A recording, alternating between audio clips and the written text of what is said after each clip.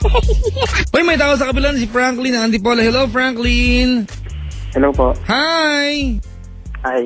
Naks talaga naman. Ang lungkot mo naman. Yes, sobrang lungkot po. Bakit? On west side. Ano na? Kasi Papa Jack, mag-open up ako regarding sa love. May radyong bukas? Apo. Pakipatay na lang, kapatid. Maririnig mo naman ako ng telepono lang. Sige, wait lang po. Okay. Ko lang po. Nasa rooftop po. Wow, sosyal. May rooftop ang bahay, ha? Sosyal, ha? Okay nga pala, bago ko tumuloy, ha? Batiin ko lang muna yung Nanay Gigi, nakaantabay si Nanay Gigi. Nanay Gigi, kamusta ka na? At binabandi ko din ng maligayang pakikinig si Tomas. Si Tomas nakaantabay. Pakibati naman ako with Norman, Neil, and baby Ellie. Uy, Tomas, balita ko galing ka ng Dubai. Hindi ka malang nagsama. Galing ka palang Dubai. Binabati ko rin si Doc Jojo. Ayan, unas. Ayan, my daughter Aina. Ay, uy, sosyal. Ayan. Siya daw po yung nakaalpas at magaling na from dengue. Si Aina. Aina, get well soon, ha? O kaya feel better na dahil ang daddy mo ay talaga namang alalang-alala sa'yo. Merry Christmas, Doc Jojo. Yag naman tayo minsan, hindi puro bike ng bike.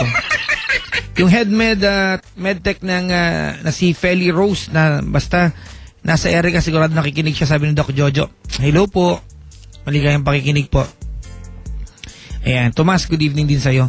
At yung mga nakasubaybay po sa atin, good evening po. Alright.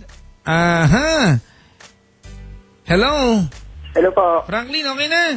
Okay na po. Pinatay ka na po. Bumati mo na ako. Baka pa ng hagdanan eh. Ramdam ni Papa Jack. Ramdam ko eh, ramdam. Kamusta ang magiging Pasko, malungkot? Apo. First time kong maging SMP. Samahan na malalamig ang Pasko. Yup. Hindi pa huling lahat, at 13 pa lang. Ano ba hanap mo, babae lalaki? To tell you honestly, kasi Papa Jack, yun nga po, kaya nga po ako tumawag sa'yo para i-open up kasi ganito po yun. Start ko na po ba? Kasi gusto mo, tapusin mo na rin. Sige, start mo na. Papa pala, biro pala. Hindi. Sige. Kwentahan mo ako din. Yun nga po. Unahin po natin yung gender ng pagiging lalaki. Ano ka ba kasi? Bading, silahis, ano? Hindi ko po sabihin natin yung bading. Joke lang. Tuloy. Yun po. Ngayon po, meron po kasi isang kapitbahay po kasi namin. Girl po siya. Tapos, nag-approach siya sa akin na gusto niya daw ako. Then, hindi daw rason yung pagiging ganun ko para hindi niya maramdaman yung pagmamahal para sa akin. Tapos sabi ko sa kanya, ayaw kitang lokohin. Kaya kung ano yung nakikita mo sa akin, kung ano yung pinapakita ko sa'yo, sana hanggang doon na lang po yun. Yun po yung sa akin ng girl. Pero yung ko po talaga, tumawag ako dito, para po sa lalaki naman. Kasi yun naramdaman ko, parang mas mabigat po sa akin yung mas lamang sa akin yung pagmamahal, ay magmahal para sa lalaki, like sa babae. Kumbaga, yung babae, ayaw mo lang siya mapahiya, pero wala kang pagtingin sa kanya. Opo. So, hindi problema yun?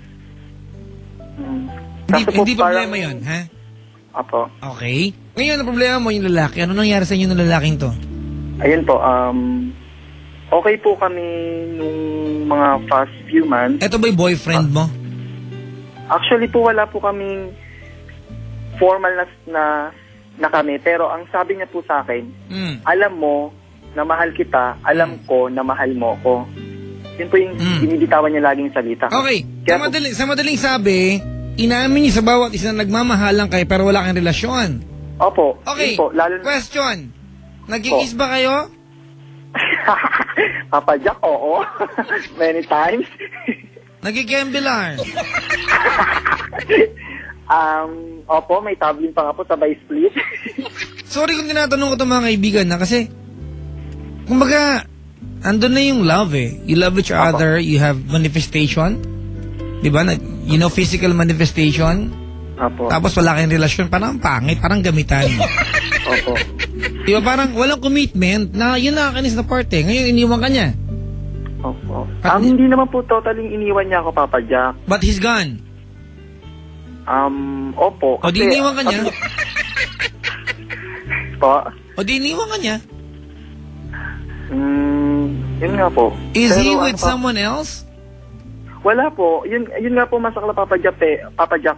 Wala po kung makitang rason kung bakit niya ako iiwan. Kasi basta ang sinabi niya po sa akin nung itong Monday lang po kami nakahuling nag-usap, tinawagan ko po siya. Kasi nga po pagkatapos ko po galing ng school. Tumuloy po ako rito sa boarding house. Yun nga po, sabi niya sa akin. Unang sinabi niya sa akin, ayokong mapahiya ka sa mga classmates mo, sa magulang mo, sa mga kaibigan mo. Sinagot ko yung unang rason niya. Sabi ko, tinanggap kita kung sino at ano ka. Tinanggap mo ako kung sino ako. Pangalawang rason niya po, ayoko makaistorbo sa pag-aaral ko. Tapos sabi ko sa kanya, kung tutusin, hindi ka nga naging istorbo sa pag-aaral ko eh. Yun yung sabi mo? Sa ni Papa Jack. Opo, tapos sabi ko po sa kanya, naging inspirasyon pa nga kita, kaya ngayon medyo maganda yung blessings na bumabalik sa akin. Tapos po, pangatlo po, sabi niya sa akin, tuparin mo yung mga pangarap mo, tapos pag natupad mo yung pangarap mo na may napatunayan ka. Sabi na lang kasi yan eh, para, alam mo yung mga ganyang dialogue, sabi na lang yan, Opo. just to feel good that he is leaving you. Tama mali? Opo. Ganyan lagi yan eh, di ba? Just to make you feel good na iniiwan ka na niya, kailangan may mga ganyang speech. Tapos pero ang po, bottom line, isa pa rin ang bottom line, iiwan ka pa rin niya. Opo. Yun nga po, tapos ito pa po, Papa Jack, yung pinakamalupit po. Kahapon po, pagka galing po ng school, nag-open po ako ng phone ko. May nagbigay sa akin ng message. Sabi po sa akin, kawawa ka naman, yung minamahal mong lalaki, pinagsawaan na namin dito. Nagulat po ako. Sino Opo. naman yun? Yun nga po, Papa Jack, hindi ko kilala. Tapos sabi niya sa akin, ang ganda pa ng pagbati mo sa amin ng pag dumadaan ka sa... Kasi po yung lugar po kasi namin, Papa Jack, una madadaanan sa highway, yung lugar nila, tapos pangalawa sa amin. By sitio po kasi yung Papa Jack eh. Phase 1, phase 2, mga ganun. Kapag nakikita po yung pag may nakikita po ako, kakilala ko dun sa nila. Binabati mo? Kumakaway po ako. Binabati ko po. Mga badaf din ba yung mga badaf? Alam ko po, Papa Jack, malakas yung pakiramdam ko kasi may isa pong bading na, kasi actually po maraming bading na kapitbahay siya tsaka may mga kaibigan mo siyang bading. May isa po doon na malaki po yung galit sa akin. Na hindi ko naman po siya pinagbibintangan na siya yung gumawa or siya yung nag-text sa akin. Ang sa akin lang po sana, kung sabi nga, sa akin po, kung gusto niya po talaga yung taong yun, yung lalaking yun, madali naman po akong kausap eh, kasi Papa Jack, ang katwiran ko sa buhay, pagdating sa pag-ibig, makasarili, pagamot ako, ayoko na may kata, ayoko na may kaagaw, kahit na sabing mahal ko isang tao. Yun nga lang po, Papa Jack, ang ginagawa niya po, dinidiscriminate niya pa po ako, lalo na po yung lalaki. Kaya, kinausap po yung lalaki na yun, sabi ko sa kanya na, kung talagang diyan ka masaya, talagang apektado ka sa mga nangyayari, go. Sabi ko po, pero ang nangyayari naman po, Papa Jack, bigla siya mag-text sa akin ng mga message na ayoko mawala, mga ganun, mag-aaral kang maigi. Alright, okay, question. Po. Kamusta na kayong lalaki ngayon? Masasabi ko pong medyo hindi na po siya nag-text sa akin, hindi na rin po siya tumatawag, hindi na po kami gano'ng nagkikita. Ano yung question mo sa akin, kapatid?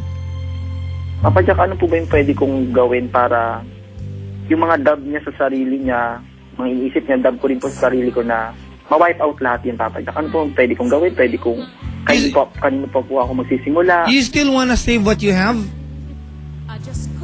Papa Jack? Do you still want to save what you have? Opo. Bala ko pang i-save ko na meron kayo? Opo. Question. Ano ba kasi meron kayo? Meron ba talaga? Wala. Yun ang punto ko, wala naman eh. Opo. Hoy, bakit mo kailangan mag-settle sa isang lalaki? Opo. Hindi na lang lalaki, okay, sa isang tao na Opo. wala namang commitment sa'yo. Alam natin, okay.